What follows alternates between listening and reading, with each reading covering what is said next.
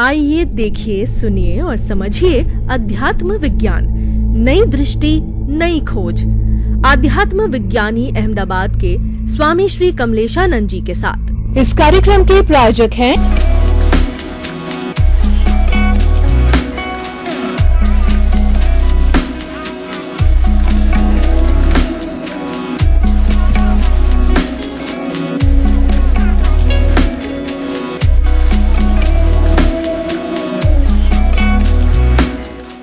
भाई और बहनों, दर्शकगण, श्रोतागण, मातृशक्ति को नमन। स्टूडियो में आपका हार्दिक स्वागत है, अभिनंदन है, सत्कार है। हमारी सत्संग निर्बाध गति से चल रही है। ये देव योग है कि बड़ा आनंद की अनुभूति होती है, और जहाँ सत्संग होती है और अनुभवी ज्ञानी पुरुष सत्संग कराते हैं, जब देव योनि वाले देवता भी कई बार दिखाई नहीं देते, लेकिन वो भी उपस्थित हो जाते हैं, क्योंकि वो आत्मा है, वो भी छूटना चाहती है। और छूटने के लिए सनातन सत्य कुदरत इतना कुदरत का कानून किसी को मिल जावे, चाहे नरक गति हो, तिरंज गति हो, मनुष्य गति हो, देव गति हो, चाहे पूरे विश्व का 7.8 अरब की जनसंख्या हो, क्योंकि बेचारे दूसरी गति वालों के पास इतनी समझ नहीं होती है। मनुष्य ही मुक्ति को जा सकता है, तो वो इसको प्राप्त कर सकता है। तो ऐसा ज्ञान देने वाले ज्ञानी पुरुष, अनुभवी पुरुष, जो किसी शास्त्र को पढ़ के नहीं बताते और किसी के उद्धरण से नहीं बताते, अपनी आत्मा के भीतर से, पत्ते में से गोभी के पत्ते में से पत्ता, पत्ते में से पत्ता, आत्मा के ज्यों ज्यों पट खुलते हैं, ज्यों ज्यों वो अनुभव हमको देते जाते हैं। स्वामी जी, आपका समस्त श्रोताओं की तरफ से धन्यवाद और आपके प्रति कृतज्ञता और नमन। स्वामी जी, दो चीज़ें चलती है, थ्योरी एंड प्रैक्टिकल, और एक होता है प्रैक्टिकल थ्योरी एंड एक्शन, और एक होता है कि थ्योरी एंड क्रियान्वयन। कहने का अर्थ है कि एक तरफ तो सिद्धांत है और दूसरी तरफ उसकी एप्लीकेशन है। दोनों मिलने से कोई भी क्रियान्विति पूरी होती है। जैसे चिंतन, मनन, निध्यासन, एक भी मिसिंग हो तो हमारा काम पूरा नहीं होता है। तो आपका सिद्धांत तो बहुत पावरफुल है, अध्यात्म विज्ञान, उसके अंदर तो कोई प्रश्न है ही नहीं, क्योंकि वह तो कुदरत से जुड़ा हुआ है। कुदरत जितना कुदरत के कानून से जुड़ा हुआ है, और वो यूनिवर्सल ट्रुथ है, उसको कौन चैलेंज करेगा। यूनिवर्स को तो कोई चैलेंज करता नहीं। भगवान स्वयं भी उसी यूनिवर्स में रहते हैं, उसी यूनिवर्स से जीते हैं, उसी यूनिवर्स का पालन करते हैं। तो सिद्धांत में कोई क्वेश्चन नहीं है। लेकिन आपका ये सिद्धांत, आपकी ये थ्योरी, जो रोज़मर्रा का जीवन जीता है, और ख़ासतौर से मध्यम वर्गीय व्यक्ति जिसको बाल बच्चे पालने हों, इनकम कम है, और ऊपर देखता है तो अमीर है, नीचे देखता है तो भिखारी है, उसके बीच के अंदर सारा स्टैंडर्ड मेंटेन करना है। तो आपका सिद्धांत ऐसे मध्यम वर्गीय जो कि स्ट्रगल कर रहे हैं जीवन में, वो बहुत ज़्यादा संख्या में, तो किस तरीके से कारगर हो सकता है, कृपया ऐसे टिप्स देवे ताकि वो व्यक्ति इसको प्राप्त करके और अपना बढ़िया जीवन, सादा जीवन, अच्छा जीवन जी सके। प्रश्न के लिए धन्यवाद। बहुत अच्छी बात है कि भी हम अपना व्यवहार जीवन, और उसमें खास करके जो मध्यम वर्ग के लोग हैं, जिसकी आमदनी लिमिटेड होती है और जिनका खर्चा आमदनी से थोड़ा ज़्यादा होता है, मगर इसको संक्रमित करना पड़ता है, संयमित करना पड़ता है, तो इनके लिए ये आध्यात्म विज्ञान क्या बताना चाहते हैं, कौन सी टिप्स देना चाहते हैं, ताकि ऐसे लोगों को भी ये विज्ञान सहायक बने। आध्यात्म विज्ञान के अंदर इसके बारे में बहुत सिंपल तरीका बताया है कि आपके पास जो कुछ भी क्षमता है, शारीरिक, मानसिक, आर्थिक, सामाजिक, एजुकेशन, जो भी है, फिजिकली जो भी आपके पास है, आप आपके जीवन में आपकी अच्छाई के लिए जितना भी यूज़ करना चाहते हैं कर सकते हैं। प्रयास करने के लिए आध्यात्म विज्ञान मना नहीं करता है, मगर प्रयास करने के बाद जब आदमी को सफलता नहीं मिलती है तो वो निराश और हताश हो जाते हैं, डिप्रेस हो जाते हैं। कभी कभी जीवन में से इंटरेस्ट भी चला जाता है। ऐसा होता है। वहां अध्यात्म विज्ञान काम में आता है। अध्यात्म विज्ञान ये कहता है, प्रयास ही जीवन है, सफलता निष्फलता जीवन नहीं है। प्रयास ही जीवन है। भगवान श्री राम ने भी रावण को समझाने का प्रयास किया था, सफलता नहीं मिली। कृष्ण भगवान ने भी दुर्योधन को समझाने का प्रयास किया था, सफलता नहीं मिली। और भगवान श्री महावीर ने भी गोसालक को समझाने का प्रयास किया था, सफलता नहीं मिली। उसका मतलब ये नहीं कि उन सब व्यक्तियों का जीवन असफल था, निराशा थी, ऐसा नहीं था। प्रयास करना हमारा कर्तव्य है। हमारी सूझबूझ, हमारी क्षमता, हमारे संजोगों के मुताबिक हमको प्रयास करना चाहिए, उसमें कोई मना नहीं करता है। मगर प्रयास करने के बावजूद जो रिजल्ट आता है, इनको स्वीकारने की भी दृष्टि सही होनी चाहिए, ताकि आप बिना डिप्रेशन, बिना हताश हुए आगे का काम कर सके। तो आध्यात्म विज्ञान ये आपको बताना चाहते हैं कि आपके जीवन के अंदर सफलता निष्फलता को इम्पोर्टेंट मत बनाओ। जो भी काम आपके सामने है करते जाओ। सफलता मिलती है, आनंद की बात है। सफलता नहीं मिलती है, कोई बात नहीं। वो हमको अनुभव तो देती है ना, एक्सपीरियंस।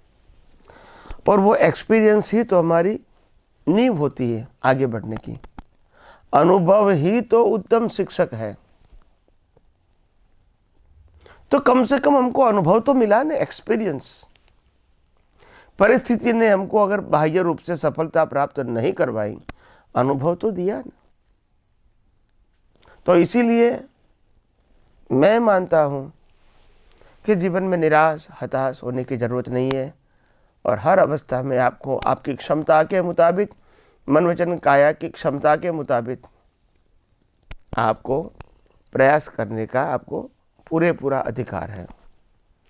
तो इसके लिए हमको टेंशन करने की ज़रूरत नहीं है। दूसरी बात, आम जनता के लिए, आम लोगों के लिए और मिडिल क्लास के लोगों के लिए खास,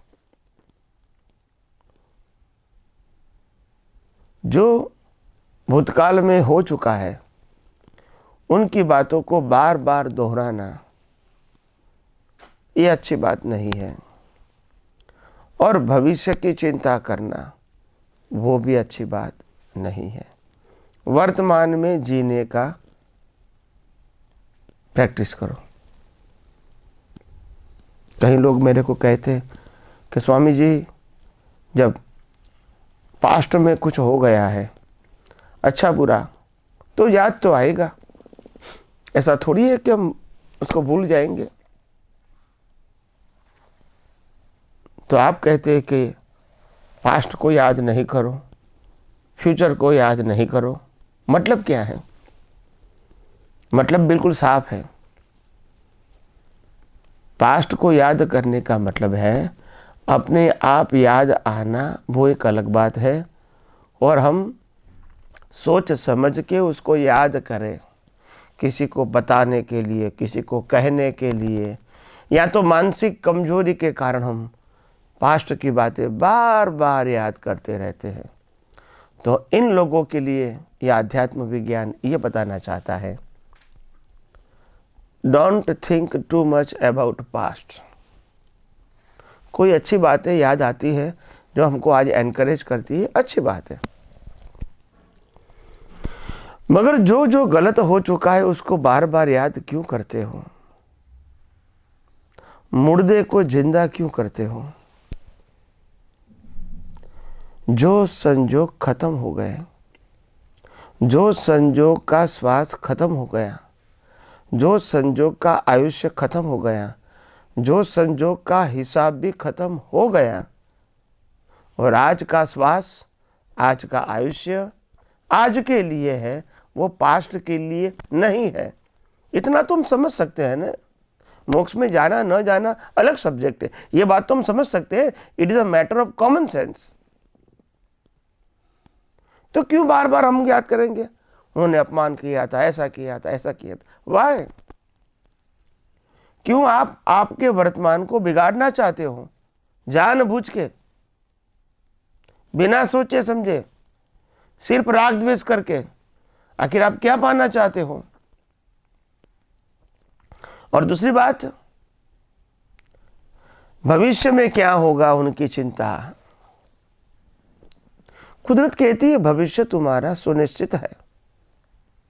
आप वर्तमान में रहकर अच्छी तरह जीने का प्रयास करो, भविष्य तो आएगा ही, अच्छा ही आएगा। हम आज क्यों बुरा सोचेंगे? क्या एक व्यक्ति का एक्सीडेंट हो गया, वो हमने देखा, तो हमको भी यही सोचना है कि हमारा एक्सीडेंट हो जाएगा? तो एक व्यक्ति मर गई हमारे सामने समाज में, हम यही सोचेंगे अगर मैं मर जाऊंगा तो? ये कोई सोचने की बात है? जीवन के अंदर जो कुछ भी संजोग लेकर आए अवस्था के रूप में, वो तो आएंगे और चले जाएंगे। वर्तमान क्यों बगाड़ते हो? Live in a present all the times as far as possible. जितना हो सके इतना वर्तमान में रहने की कोशिश करो। इसी में ही आपकी भलाई है, यही आपकी महानता है। और महान पुरुषों को महान इसीलिए कहते हैं, वो हर समय वर्तमान में ही रहते हैं। उसका मतलब ये नहीं कि उनका पास्ट नहीं है या तो फ्यूचर, पास्ट नहीं था या फ्यूचर नहीं है, दोनों है, मगर वो जीते हैं वर्तमान में। देखो, सिंपल बात ये है कि आज की घड़ी जो है, time, you enjoy this moment because of no suffering. मगर हम यही आनंद की घड़ी को शोक में बदल देंगे। 5 साल पहले ये व्यक्ति ने ऐसा किया था, वो याद कर दिया आपने, और याद करके इन्वॉल्व हो गए, तो ये घड़ी आपकी बिगड़ गई। अभी तो कुछ है ही नहीं, सोच के आपने बिगाड़ दिया। आपके जीवन में एकदम शांति है, फिर आपको न्यूज मिला कि आप पड़ोसी को, किसी को कोविड हो गया है और वो मर गया। फिर आपके दिमाग में आया, अगर मेरे को होता तो मेरा क्या होगा, मेरे परिवार का क्या होगा। ये सोचने की बात है, ये ओवर थिंकिंग है। ये जरूरी नहीं है, वर्तमान में रहो, जो भी है इनका स्वीकार करो, कौन मना करता है। मगर हम तो भूत और भविष्य को याद करके हम अपनी वर्तमानता को खो देते हैं। और महान पुरुष जैसे राम, जैसे कृष्ण, जैसे महावीर, ऐसे हजारों ज्ञानी अनुभवी हो गए। उन्होंने यही बताने की कोशिश किया, live in a present all the times. जितना हो सके इतना वर्तमान में जीने की कोशिश करो, ताकि वर्तमान है वो आपके सामने वास्तविकता है, भूत भविष्य वास्तविकता नहीं है। तो सोच सोच कर वर्तमान को बिगाड़ने की कोशिश मत करो, यह अध्यात्म विज्ञान कहता है। दूसरी बात, यह अध्यात्म विज्ञान ये भी कहता है कि आपके जीवन के अंदर अगर शांति चाहिए, समाधान चाहिए, स्थिरता चाहिए, तो एक बात जरूर ध्यान रखो, भले मुक्ति की ओर आगे बढ़ना है या न भी बढ़ना है, मगर कुदरती कानून और कुदरती रचना को समझने की कोशिश करो, ताकि आपके जीवन में से भीख और भय समाप्त हो जाएगा, ताकि आपके जीवन में कर्तापन और मालिकीपन की दृष्टि समाप्त हो जाएगी। आप हमेशा वर्तमान में रहोगे, वही खुशी की बात है। हम कभी कोई चीज का एनालिसिस नहीं करते हैं। जीवन में हाथ पांव की तकलीफ कितनी टाइम आई होगी? 50 साल, 17 साल की उम्र में 1 बार, 2 बार, 5 बार, 10 बार। और इनका सफरिंग का पीरियड कितना होगा? एक दिन, 2 दिन, 5 दिन, 10 दिन, 15 दिन। तो टोटल करेंगे हमको तो पूरी लाइफ में अभी एट द एज ऑफ 60 और 70 तक हमने टोटल आउट ऑफ 70 ईयर्स 100 साल 100 डेज की भुगतान की होगी।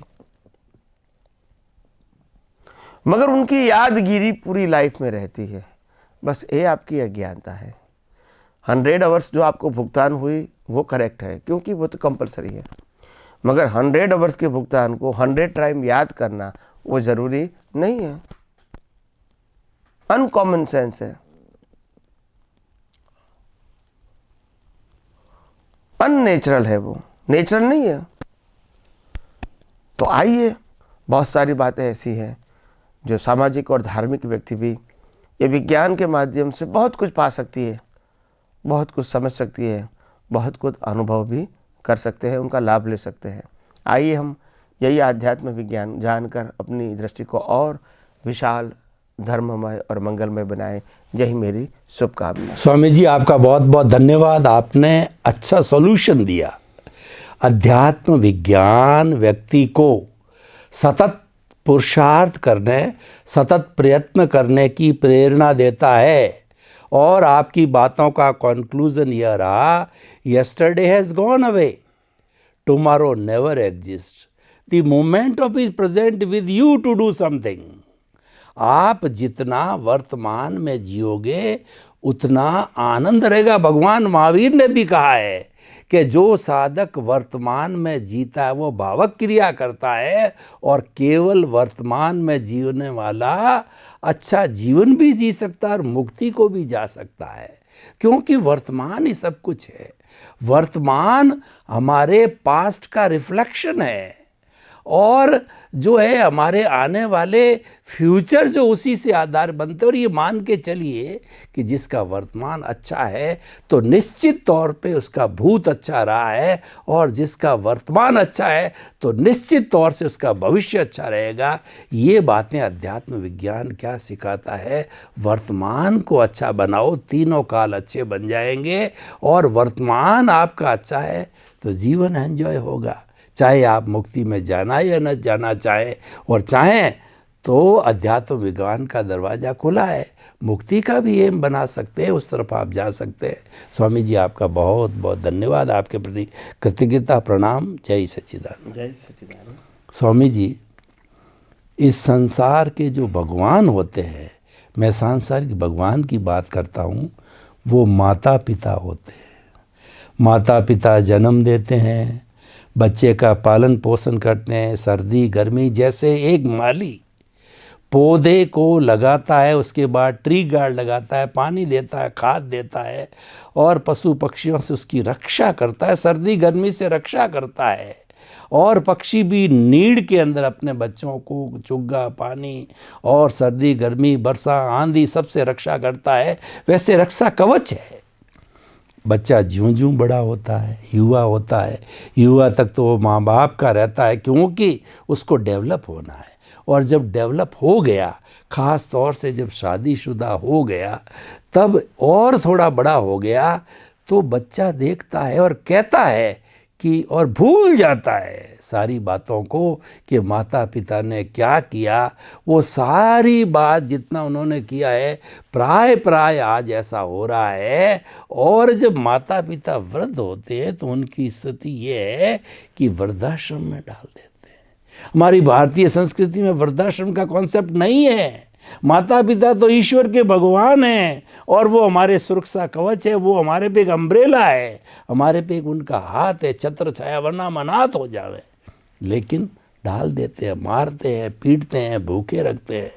तो कृपया ऐसे बच्चों को जो माता पिता की सेवा नहीं करते हैं, उसको आध्यात्म विज्ञान की दृष्टि से उनकी आँख खोलिए। बाहर की आँख और भीतर की आँख दोनों खोलिए कि ये सांसारिक दृष्टि से, समाज की दृष्टि से बहुत गलत हो रहा है, भारतीय संस्कृति की दृष्टि से। कृपया इसके बारे में आप उद्बोधन दीजिए। धन्यवाद प्रश्न के लिए। सबसे बड़ी बात यही है कि इंसान के लिए माँ बाप ही पहला ईश्वर है। दूसरा ईश्वर होता है शिक्षक, जो इनको शिक्षा देता है। तीसरा ईश्वर है भगवान, जो धर्म के साथ जुड़े हैं।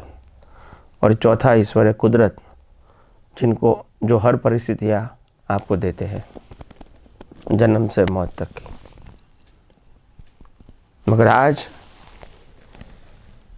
खास करके आज के युवा युवती ऐसा मानते हैं कि हम अपने बलबूते पर जीते हैं और हम दुनिया में कुछ भी कर सकते हैं और हम अपने परिश्रम से आगे बढ़ते हैं। वो तो अच्छी बात है, मगर माँ बाप की मेरे जीवन में कोई कीमत नहीं है, वैल्यू नहीं है, या तो ज़रूरत नहीं है, ऐसा मानते हैं। ये बहुत बड़ी गंभीर भूल है। मैं नहीं मानता हूँ कोई भी माँ बाप अपने बच्चे को दुखी देखना चाहते हैं, दुखी करना चाहते हैं। ऐसे नहीं होगे। हो सकता है कभी कभी जो सास बहू का जो चैप्टर है भारतवर्ष में, वो बड़ा चैप्टर है। इसमें हो सकता है कि बहू और सास में जो जनरेशन गैप होता है, जैसे माँ बाप और बच्चे के बीच होता है, और गैप होने के नाते डिफरेंस ऑफ ओपिनियन होते हैं। और परिवार में, घर में रहेंगे तो स्वाभाविक है कि सास की सोच अलग होती है और बहू की सोच अलग होती है। जनरेशन गैप, एजुकेशन, जो भी कहो, उसका मतलब ये नहीं है कि उनकी वैल्यू कम है। वैल्यू तो वही की वही रहेगी। आप जैसे बूढ़े हो जाओगे और आपकी वैल्यू कम करेंगे तो आपको कैसा लगेगा? हर व्यक्ति की अपनी एक वैल्यू होती है और जीवन के अंत तक वो रहती है। हर व्यक्ति अपने जीवन के अंदर मार खा खा के अनुभव प्राप्त करती है, वही तो वैल्यू है। उन्होंने भी अपने जीवन में बहुत सारा संघर्ष किया है, ऐसा नहीं कि नहीं किया है, मगर हम अपने जीवन में माँ बाप की जो बेइज्जती करते हैं, इनकी वैल्यू कम करते हैं।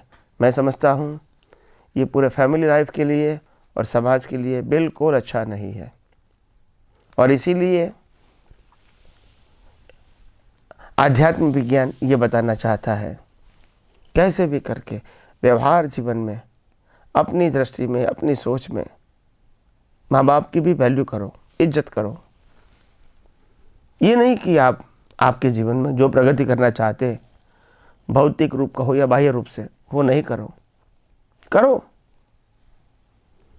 मगर ये हमारी जो व्यवस्था है, सामाजिक व्यवस्था, उसमें माँ बाप, बच्चे, परिवार, पति पत्नी, सबकी वैल्यू है और होती रहेगी। और मैं समझता हूँ सबकी वैल्यू, हमको भी एक दूसरे की वैल्यू करनी चाहिए और एक दूसरे को सम्मान देना चाहिए। और सम्मान देते समय खास ध्यान रखना चाहिए, बड़े को सम्मान ज़्यादा मिलना चाहिए। उन्होंने हमको जन्म दिया है, जीवन दिया है, सब कुछ सिखाया है बचपन से, और सभी हमारी जिम्मेदारी उन्होंने उठाई है। तो आइए आध्यात्म विज्ञान के बारे में और ज़्यादा हम समझने की कोशिश करें और अपनी दृष्टि को विशाल बनाएं, अपनी दृष्टि को परिपक्व करें और खुद का ही जीवन आध्यात्म विज्ञान के माध्यम से खूब आगे ले जाए। यही मेरी आप सबको शुभकामना है। स्वामी जी, आपका बहुत बहुत धन्यवाद। उन युवाओं को जो माता पिता की सेवा नहीं करते, उनकी वैल्यू कम करते हैं, उनकी वैल्यू कम नहीं की जानी चाहिए। और ये भी बताया कि वो समय आएगा जब वो भी बूढ़े होंगे, बुजुर्ग होंगे, तो उनके बच्चे भी उनकी वैल्यू करेंगे, क्योंकि जैसा करोगे वैसा भरोगे। ये प्रकृति का नियम है। बहुत सुंदर तरीके से आपने बताया। अगर सभी लोग ऐसा माने तो वृद्धावस्था हमारा कॉन्सेप्ट नहीं है। कहीं पर भी वृद्धावस्था हमारी भारतीय संस्कृति किसी ग्रंथ में वृद्धाश्रम की अवस्था नहीं है। तो ऐसे वृद्धाश्रम को हटाया जाना चाहिए। माँ बाप साथ रहना चाहिए। उनको लगता है कि हम सनाथ हैं और माँ बाप नहीं रहे या छोड़ के चले, वो माने या न माने, किसी हृदय की कोने में वो जो उनकी रिक्तता को महसूस करते हैं, अनाथता को महसूस करते हैं, इतना माँ बाप का बहुत बड़ा रोल होता है। बहुत बहुत धन्यवाद स्वामी जी, आपका कृतज्ञता नमन। जय सच्चिदानंद। आइए देखिए, सुनिए और समझिए अध्यात्म विज्ञान, नई दृष्टि, नई खोज। आध्यात्म विज्ञानी अहमदाबाद के स्वामी श्री कमलेशानंद जी के साथ। इस कार्यक्रम के प्रायोजक हैं